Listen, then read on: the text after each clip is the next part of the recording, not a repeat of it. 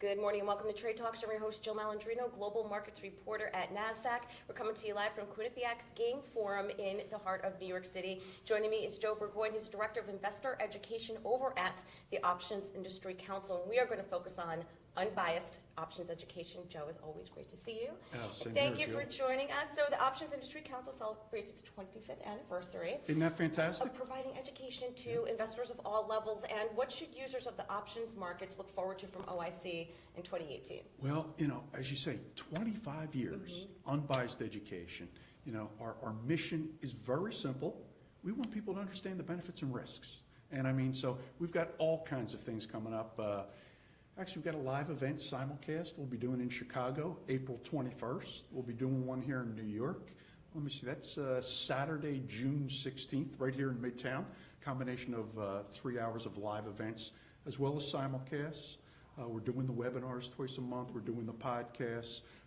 My colleague, Eric Cott, is out there on the road, talking to the financial advisors, and our rather new colleague who has just joined, Joe Cusick, who's out in the institutional space too. So lots of stuff going on. So the recent market volatility that we've seen for most of 2018, does that provide OIC an opportunity with investor education? Oh, I love that question. Yes, me too. I think it actually does, and I'll tell you why. I think, having been a long-time trader, the markets, what's new about the markets? I think nothing except the speed. And because the markets move so quickly, I think investors more than ever have to understand, where's my risk? And that's where I think we can come in as educators, making sure investors, before they put on positions, know exactly what their risks are. All right, and what trends are retail investors seeing in the equity options markets? Trends, I would say just more use. The options volume, as I'm sure you know, is up markedly for since the beginning of the year, north of 40%, where, typically over the last couple of years, we're averaging about 16.5 million contracts a day.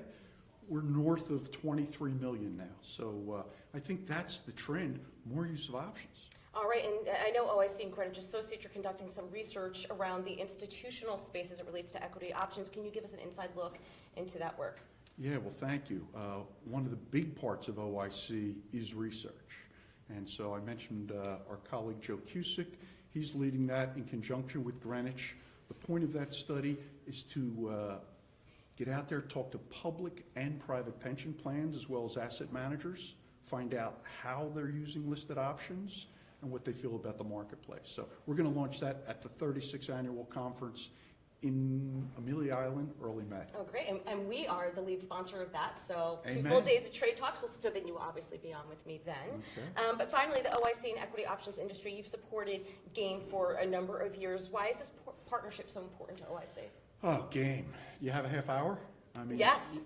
Dr. Sauer and his team here at Quinnipiac, what they do for the college students is breathtaking. I'm sure you know the stats. This year, 49 states represented, 160 schools.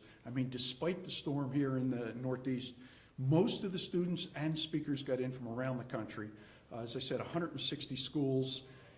It's a combination of giving back some of our knowledge in the business to the next generation. And you've been here. You hear the questions coming from these students from all over the country. It's mind-boggling. And for us who have been around for a while, it's incredibly inspiring as well. Because it's the next generation. They're coming up behind it. They're pushing us, Jill. They're pushing us. Well, thank you very much for joining us at G.A.M.E, and we'll see you at OIC in May. And traders, thank you for joining me throughout the day. I'm Jill Malandrino, Global Markets Reporter at Nasdaq.